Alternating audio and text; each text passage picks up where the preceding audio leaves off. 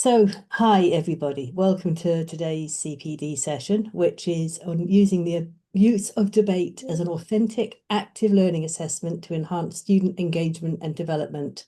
And this is by Carolyn Loveridge, Susan Lindsay, and Lesley Graham. Thank you very much, Sarah, and thanks very much to all of you for joining, and thank you for the opportunity to run this workshop today. So the focus of the workshop is use of debate as an authentic active learning assessment to enhance student engagement and development. So to give you an overview of the workshop, we'll start with some background. We'll then give you an overview of the debate task and input that we have as staff. We're then going to run a group activity, a mock debate. So we're going to split you into some breakout rooms and groups, and we're going to ask you to actually participate in a short mock debate. I'm then going to show a short video of an interview with some of our former students that outlines their perceptions of the debate task. We'll then talk about staff perceptions of the debate task, followed by key recommendations for running a successful debate. We'll share the link for our toolkit resource and our case study, which is on the Active Learning Hub. And we'll finish with hopefully getting some reflections from you as participants. So, starting with some background. So it's increasingly recognised that students need to develop employability skills and attributes in addition to their subject-specific knowledge to enable them to adapt and succeed in the rapidly evolving 21st century workplace. The university has a series of 10 graduate attributes that it expects students to achieve by the end of their degree programmes, and these include being subject specialists, investigative, independent and critical thinkers, resourceful and responsible, effective communicators, confident, adaptable, experienced collaborators, ethically and socially aware, and reflective learners. The main challenge for us as educators is really to think about and select the best pedagogical approaches to actually help students to achieve these skills, and also in terms of actually assessing the achievement of these skills. And so we were new to our learning, teaching and scholarship positions, and one of our key tasks was to develop a new MSc programme in precision medicine and associated top courses for this programme, along with all the teaching material and assessments for these courses. And we recognise that multiple stakeholders are involved in delivery of precision medicine, including the government, the NHS, biotechnology companies, and the general public. And so we had the idea to use debate as an assessment for one of the courses, as we felt that this would be authentic to discussions that actually take place between these stakeholders in the real world. So why debate? So debate is defined by Kennedy 2007 as the process of considering multiple viewpoints and arriving at a judgment, with applications ranging from an individual using debate to make a decision in his or her own mind, to an individual or group using debate to convince others to agree with them. Now, it's well established that debate is widely used as a problem-based learning pedagogy across multiple disciplines to support and enhance student learning. However, it's also noted by Lindstrom that this is really crucial to actually provide students with the opportunity to consider and discuss different perspectives by allowing them to exchange experiences and actually formulate and defend their positions against each other. So when we were developing this assessment, we actually realised that the skills that are needed for debating actually are very closely linked to the university's graduate attributes that I outlined on the first slide. So for debating, it's essential to have in-depth subject knowledge, and that is required really when you're engaging in detailed, in-depth discussions on a topic. And the associated graduate attributes for that one are investigative and subject specialist. Debating also requires critical thinking, and that is necessary because there are multiple viewpoints that are encountered during a debate. There's different perspectives, and this links with being independent and critical thinkers. Debating requires a very high level of oral communication and language skills, and that is vital to be able to clearly articulate complex ideas to a diverse audience, and that links with being confident and effective communicators. Teamwork is essential in debating, so it generally requires collaborations, negotiations, discussions among and between various stakeholders, and also that necessitates respect for diversity of individuals' backgrounds and their opinions within these groups that are involved in the debate. And this links with being resourceful and responsible, experienced collaborators, and ethically and socially aware, and being adaptable. A key element of debating, certainly post-debate, once you've had a debate, is reflection. And that is vital to really think about and re-evaluate your opinions and assumptions and beliefs once you've had the debate, in order to really think about and formulate meaningful solutions surrounding the topic. And that links with being reflective learners.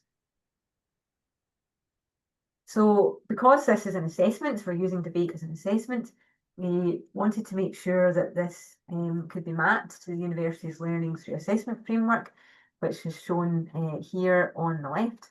And there's various elements to this framework, which I have picked out here in the table on the right. So the first of all is that assessment should be meaningful. And the topic for our debate, which surrounds the use of artificial intelligence and machine learning in precision medicine, that is a current real world problem that needs to be addressed. And so it's meaningful. Assessments should have formative, iterative feedback processes. And from the scaffolded support that we provide, which I'll discuss shortly, we do have those in place with this assessment. Assessments should be programmatic. They should assess programme level ILOs, and our assessment does meet that. We are assessing these programme level skills that we expect students to achieve. Assessment should be inclusive, and our debate is inclusive by virtue of encouraging respect for the diversity of individuals and their opinions. We are promoting students' assessment and feedback literacy from the scaffolded support which we provide. I'll talk about that shortly. And we also are promoting students' academic integrity. So because this is an oral assessment, there is less opportunity for potential plagiarism or misuse of AI. So I'd now like to give you an overview of how we run the debate. So we've broken this down into 4 stages. As I've mentioned, the topic itself that we have is the use of artificial intelligence and machine learning in precision medicine. In stage 1, as I mentioned in the last slide, we provide quite a lot of scaffolded support to the students. At the very beginning, we allocate students to their groups and to a particular side of the debate. And at the course introduction, we run an icebreaker where we get students to actually form in their groups and arrange their first meeting. We also have a formative task where we ask students to post the division of work within the group to make sure that the students within the groups are all contributing in some way towards the task. We have various tutorials and workshops and formative opportunities for students. So we have a mock debate where students can practice their debating skills. We have a question and answer session where students can ask us any questions about the assessment. And we have a workshop run by SLD and a tutorial to support the reflective writing element of the debate. In stage 2, we have the debate itself. And at each debate session, we have 2 teams. We have one for team and one against team. And we start the debate with students, each team delivering a 10-minute open presentation. And we ask that they submit their slides for this 24 hours in advance. Then we move into the debate section. We start with each team asking one question to the opposite team and then being able to answer without being interrupted. We then have open debate for 10 minutes where students can ask questions backwards and forwards. And we finish with each group delivering a 2-minute closing statement. And I'll say at this point that we don't have a winner per se of the debate. We just conclude the debate with the closing statements.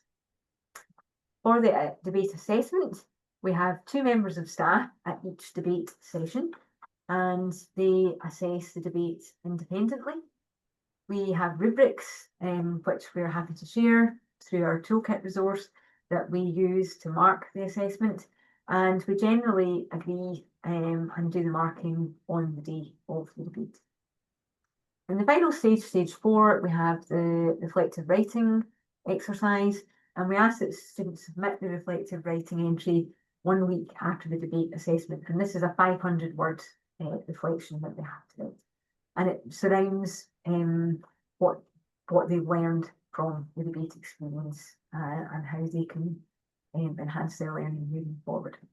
And again, we have rubrics for this, and we provide students with feedback on that. So, having given you an overview of the debate and our rationale for using it, we'd now like to move into the group activity. So we're going to get you to do some work now and have some discussions. So we'd like you to participate in a mock debate. And the topic for this debate is a very generic topic. Is it better to read the book than watch the movie adaptation? And so group 1, you're going to be assigned for reading the book, and we'd like you to prepare a 2-minute opening statement. Happy for you to prepare just a couple of PowerPoint slides if you want, with just your bullet points of your key arguments. And also we'd like to think of any counter arguments you might need against key points that the other side's going to make. Group 2, you're going to be against reading the book or pro-movie. And again, similar to group 1, we'd like you to prepare a 2-minute opening statement and think about what counter arguments you might need against the key points from the other side. And group 3, you're going to be the observers and markers. And what we'd like you to do is to think about criteria. What criteria would you want to have to mark this debate? And then we'd like you to actually mark the debate during the discussion. Okay, and for the debate itself, so each team is going to give a 2-minute opening presentation. We'll have 5 minutes of open debate, and then you're each going to have a minute to provide a closing statement, and then we're going to have a short debrief where group 3 is going to provide some feedback. Okay, so Sarah, would you be able to help with the breakout rooms here so that we can just divide everybody equally into the 3 groups? So I think, which group were you doing, Susan? Was it group 2 or group 1? For the book. Right, so you're group 1. So I'm going to take group 2 then, and I think Lesley's going to take group 3. Okay. Or whatever, like whatever the book. Sorry, can you tell me who's for, against and watching again, Carolyn, so I can assign? Sorry, Susan's for, I'm going to be against, and Lesley's going to do the markers. Right, so Susan's for, Lesley's against, and Carolyn is doing the marking. Right, there you go. No, Lesley's doing the marking, sorry. Oh, sorry, I've done. Right, you might just have to go out of the rooms and back into the ones you want then, because I think that's fine. I'll see if I can. That's fine.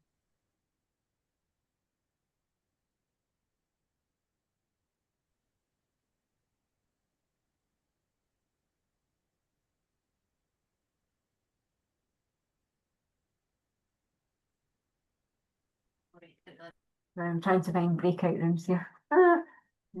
If it's not down on the panel at the bottom, it'll be on the more with the 3 dots, and it'll be up there. Here we go. Right, so I go to room 1. or sorry, 2 now.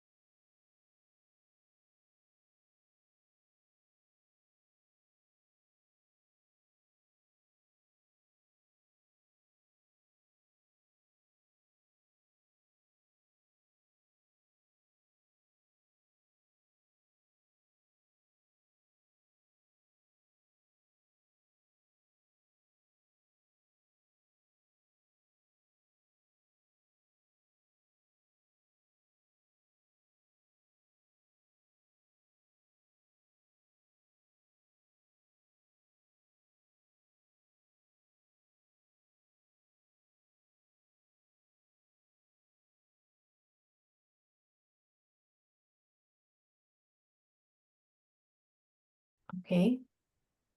That's maybe something we can try and add to the case study.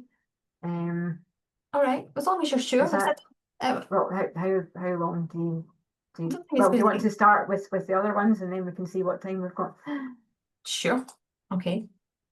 Okay, so when we've thought about this as a task of educators that do it, our perceptions can be broadly broken down into 4 main areas. We feel that it has a huge impact on student learning. We see the students have more critical and deep learning of the topic.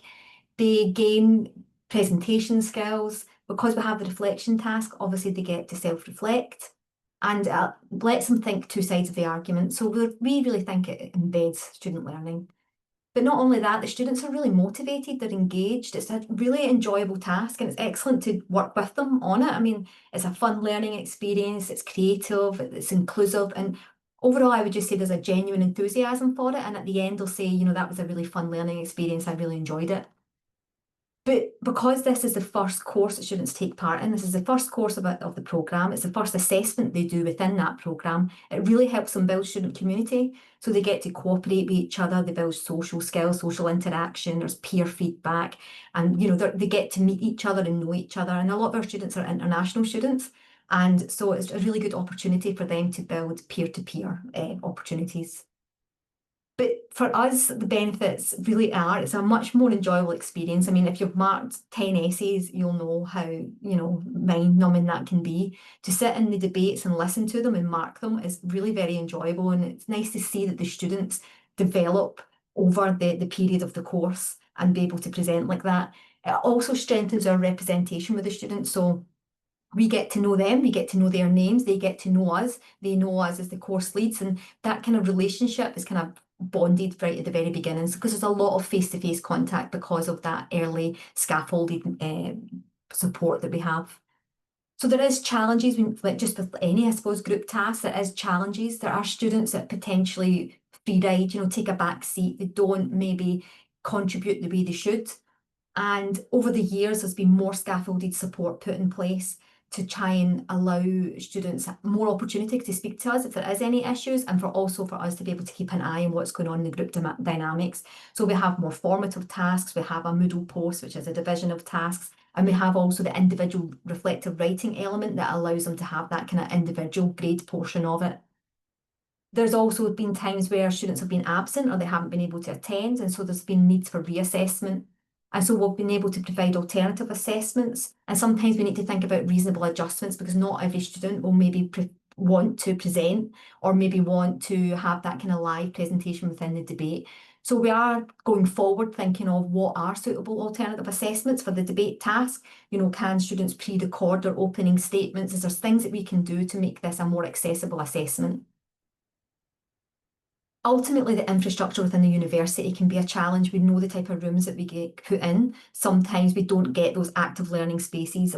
And really for the scaffolded support, what we need is more active learning spaces. We want to be able to put them into their groups so that they can do those early formative tasks.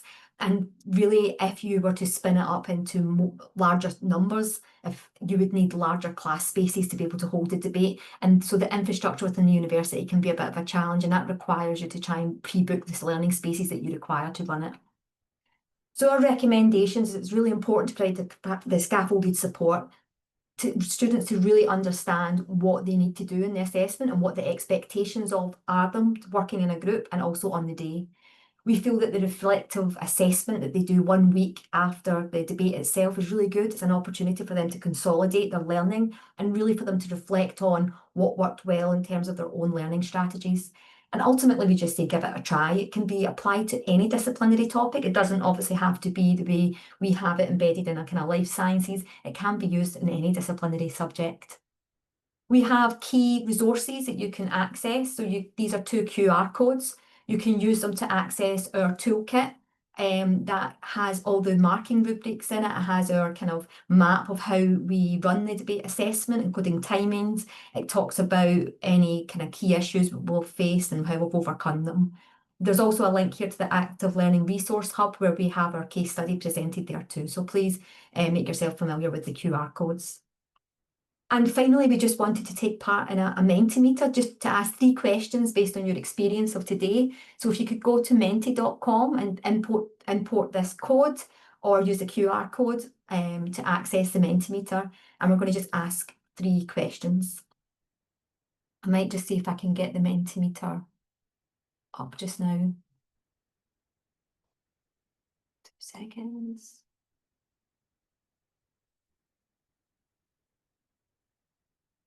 Can you see that okay? Mentimeter?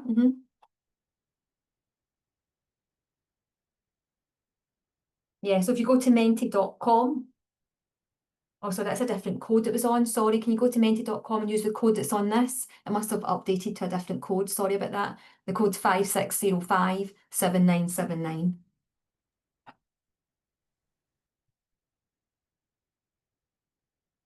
Keep forgetting you only get 48 hours and it changes the code. I have to change it to the longer 7-day. Sorry, what was the code? Oh, I can see it now. Sorry. Sorry, It's at the top of the thing. Yeah, menti.com 56057979.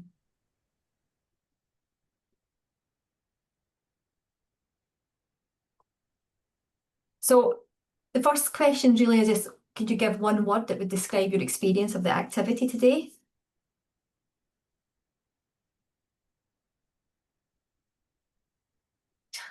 Yeah. That's good.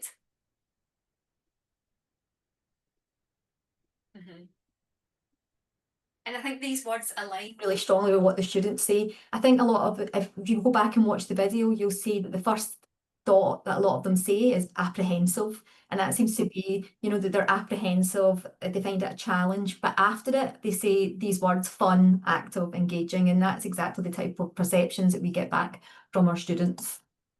Would you use it as an assessment method within the courses that you teach on? Kathleen, you shouldn't answer this. Oops, answered already. Oh, that's really good. That's great to see that everybody would use it. And I suppose, could you explain why you would use it? You could give us a couple of explanations as maybe why you would want to implement it. Yeah.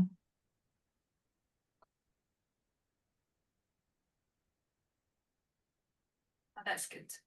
Because I think from our point of view, it is fun. It's actually a really fun assessment to support the students in.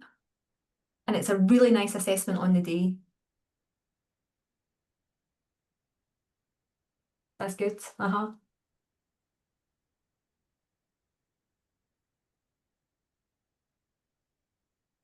That's excellent. These are really good points. It is a good way to make them interact with each other, think of different points of view, all the different skill sets they need to work in a group, to be able to present, to be able to understand enough of the topic to be able to stand up there and debate both sides of it really means that they have to learn the topic really deeply. So thank you so much for taking part in that. That's been really useful. It's really nice to see as well that it kind of aligns to the type of feedback and perceptions that we're receiving from the students. So I may come out of that now. Will I stop share, Carolyn? Is there, or Mhm.